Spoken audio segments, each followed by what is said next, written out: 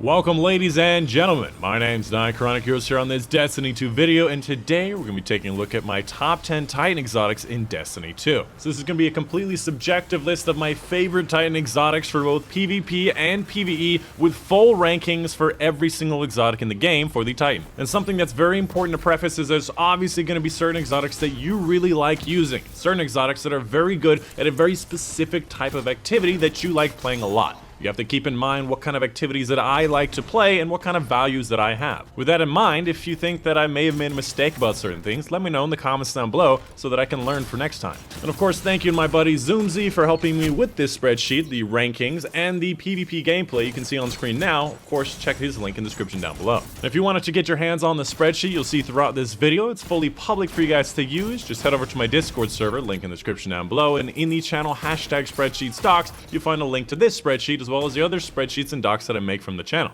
And finally, I have a giveaway going on right now. It'll end in about 5 days from now. So if you wanted to enter to win an Astro A10 headset or a Blue Yeti microphone, check the link in the description down below. Moving on to the main section of the video, we're going to be taking a deep look into these spreadsheets. First up, I wanted to go over all of the non-ranked items first, talking about them very briefly, just to give you an idea of why they're not in the top 10, and then we'll work our way backwards through the top 10. I will try to be brief, but hopefully this doesn't take too long. First and foremost, we have the Eternal Warrior. You get an overshield while activating Fist of Havoc, and during Fist of Havoc you have more resistance, which means that overshield will last a bit longer. Usually you would just pop this on during your super and remove it afterwards, which means it's not really that useful. Kepri's Horn causes a solar wave from your barricade that goes in and out and can technically kill a full health guardian if both hit, but most people just walk away. Biggest use out of this is you get a lot more barricade energy. Mask of the Quiet One. You get a very tiny, insignificant amount of ability energy when you're damaged, and you get max health on kills, which health, by the way, is only the first third of your bar, so really not that useful. Precious Scars, a new exotic from Season of the Hunt from the Solo, Legend, and Master Lost sectors, where after reviving or being revived, you get an aura around you that provides overshields to you and nearby allies. Now this radius is around 10 to 15 meters, and it's around 10 seconds, which can be the difference in Trials of Osiris if all of your team has overshield. However, just not enough to be better than a lot of other PvP exotics, and definitely very specific niche to revive based game mode. And in PvE, well, that overshield is worth nothing. It's very tiny. I mean, shoot, sometimes in a Grandmaster Nightfall, in a well of radius, you'll still die from 2 enemies. The ACD feedback fence. You get hit by a melee attack, you get a lot of incoming damage resistance from everything.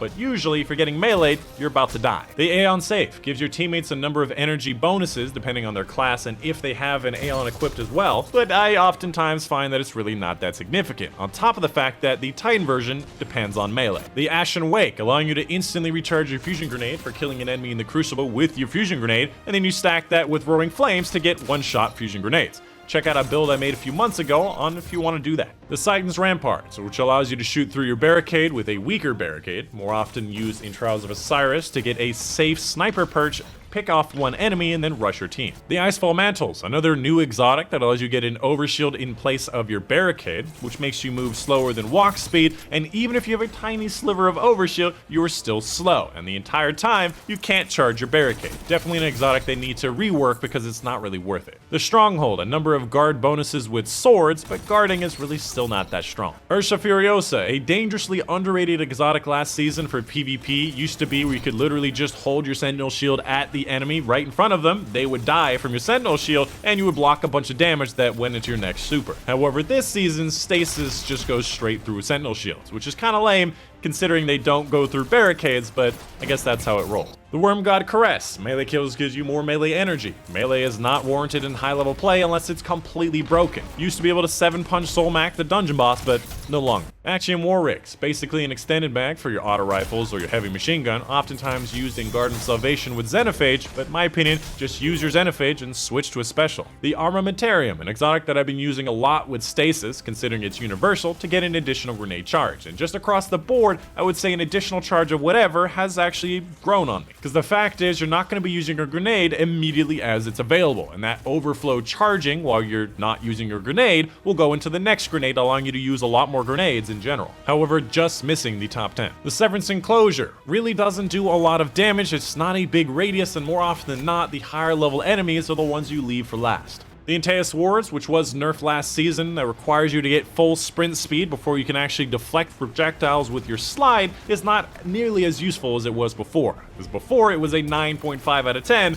this is a lot worse than it used to be. The MK44 stand asides that has so many requirements, it's really not worth it. Granting an overshield while you're sprinting at full speed, while at full health, while using a shoulder charge ability, and hits with these abilities recharge half of your melee ability. Basically a poor man's insurmountable skull fort that is universal to the light subclasses. The Peacekeepers, a number of bonuses to your SMGs where I really don't care much about autoloading for my primary ammo weapons, and I definitely don't care about handling with my SMGs. And on top of that, Recluse is out with Sunset. The Peregrine Greaves, giving you a big melee damage bonus while using shoulder charge in the air, can actually one-shot enemy supers in the Crucible, but with stasis you can very easily be slowed and stop your sprint. And finally we have Phoenix Cradle, which allows your Sun Warrior, i.e. the bonus you get from the Sunspot, to last twice as long, i.e. from 5 seconds to 10 seconds, and any ally that passes through those Sunspots also get the Sun Warrior effect, which gives you 25% more weapon damage bonus, which is pretty nice. This is going to be one of those exotics that can be very useful in raids. However, more often than not, you need to be bubble in raids. And right before I get into the top 10, I just wanted to say thank you to my patrons on Patreon.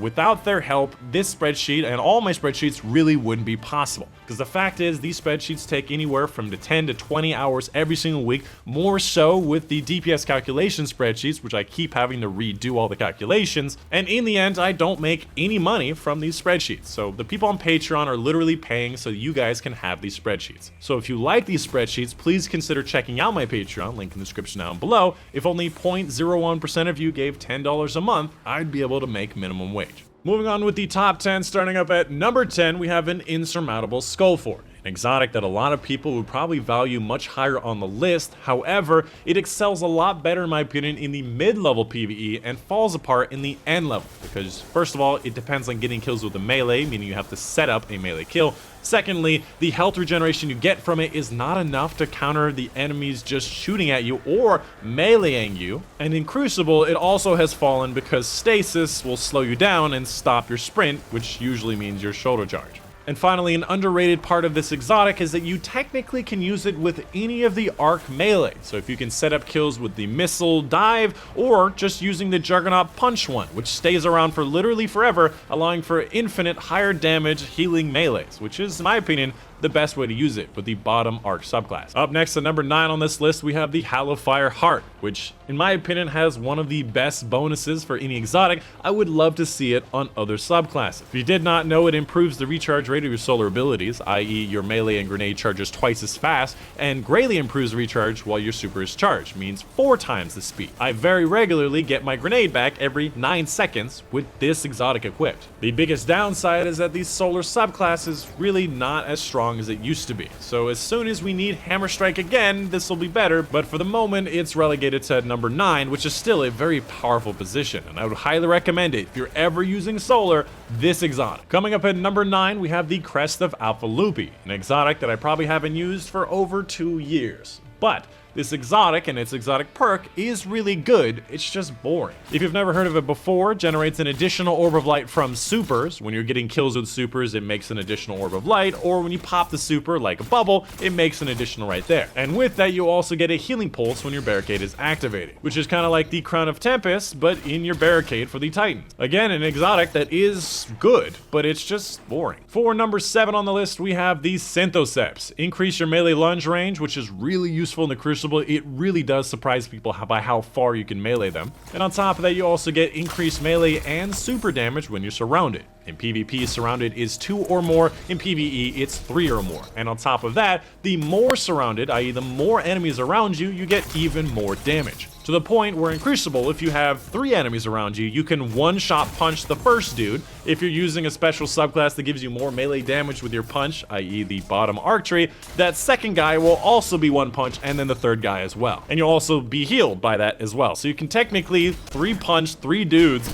and get away with it. For the PvE side of things, it's dependent on getting more super damage. And in the higher level PvE, Master, Grandmaster, Nightfalls, having more super damage is the difference of getting a kill with 1 melee, and technically can be used with any subclass. Coming up at number 6, we have the Lion Rampant. It provides additional aerial maneuverability, meaning it's kind of like strafe lift, allowing you to go left and right very easily, and provides accurate hip fire while you're in the air during lift. More often than not, in PvE, this is your jump boots. If you're struggling with certain jumps, you use these boots. In PvP, it's more of a defensive float kind of thing, allowing you to float above a doorway while people walk in, not expecting you to last in the air that long. And this is often useful with weapons with very good hip fire like the Last Word, sidearms, shotguns, SMGs, because you can float in the air and be very accurate. And finally, I will say that technically in the long run, Line Rampant is faster than Dune Marchers because you last longer in the air with lift, meaning you go faster for a longer period of time. Coming up at number 5, we have the Heart of Inmost Light. And in case you're wondering, I consider this to be the best PvE exotic for Titans if you're using Stasis, as I know a lot of people are wondering which universal item to use for Stasis, as we have no Stasis-specific exotics outside of Bacchus. This exotic is pretty simple. Whenever you use any of your 3 abilities, the other abilities become empowered, meaning they do more damage and they have faster regeneration, which is pretty easy. You just throw down a barricade, which you can use for actually barricading yourself against the enemy, which you do all the time anyways, and then your grenade does more damage, which means it scales pretty well in the endgame. And for the PvP side of thing, it's pretty much the same thing. You're going to be using a lot of barricade anyways. Getting your grenade and your melee to do more damage is always useful, and again can be used with any subclass. Coming up at number 4 today, we have the Dune Marchers, a very powerful PvP exotic Titans have been using for the last few seasons. If you've never heard of it before, firstly, it increases sprint speed just across the board, which is really nice for both PvE and PvP, and while sprinting you build up a static charge, and melee attacking the enemy, that charge will then chain damage to that enemy and every enemy around them, which is around 10 to 15 meters away, and then chain from that target to, again, 10 to 15 meters away from that. The really useful part about that in PvP is that shock actually stuns the enemy, throwing off their aim a little bit, damages the enemy, meaning that you may accidentally get some kills you shouldn't be getting, and just in general, you know, running in, sliding, shotgunning, and punching enemies is just something you're doing anyways, so it's a very strong exotic. Coming up at number 3 today, we have the Helm of Saint 14, a pretty good exotic that probably has one of the highest usage of all of the Titan exotics in the game. If you've never heard of it before, enemies are blinded in your Ward of Dawn, i.e. your bubble, and allies gain an overshield that they can take with them for a few seconds outside the bubble. In my opinion, the best place to use this is going to be in the Master and Grandmaster Nightfalls. Your allies can go in and out of the bubble, getting that weapon damage bonus, and keeping that overshield to make them a little more resistant outside of the bubble. And on top of that, any enemies that come by trying to melee you, you also have ridiculous resistance in the bubble, and they get blinded and slowly walk out, allowing you to very easily kill enemies. However, the biggest issue I have with this exotic is that people are using it in raids. There's almost usually never a point to using this exotic with the bubble in raids. Usually you'll have a Well of Radiance, and usually enemies won't be attacking you, so there's no point of actually having this exotic. Usually you're better off using an exotic like One-Eyed Mask just for the survivability over this exotic. So I would say in general, the Helm of Saint 14 is carried by the fact the bubble is so good. Coming up at number 2 today, we have the One-Eyed Mask, an exotic that used to be a literal 10 out of 10 for Crucible because it was the literal only option that anyone would ever want to use no matter what subclass you were using,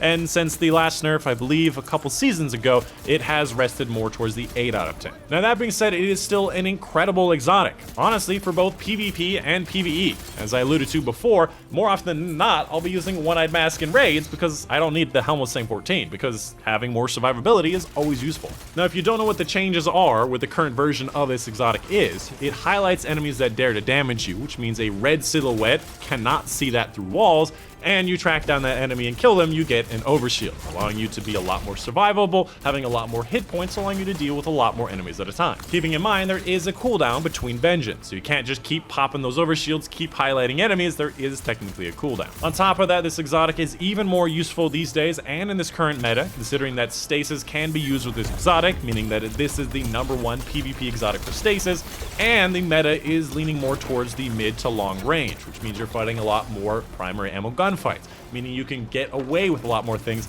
instead of being forced into a shotgun battle, which an overshield doesn't really matter. And finally, the #1 best Titan exotic in the game is going to be Doomfang Pauldrons, an exotic that I have been toting as one of the best Titan exotics for a very long time.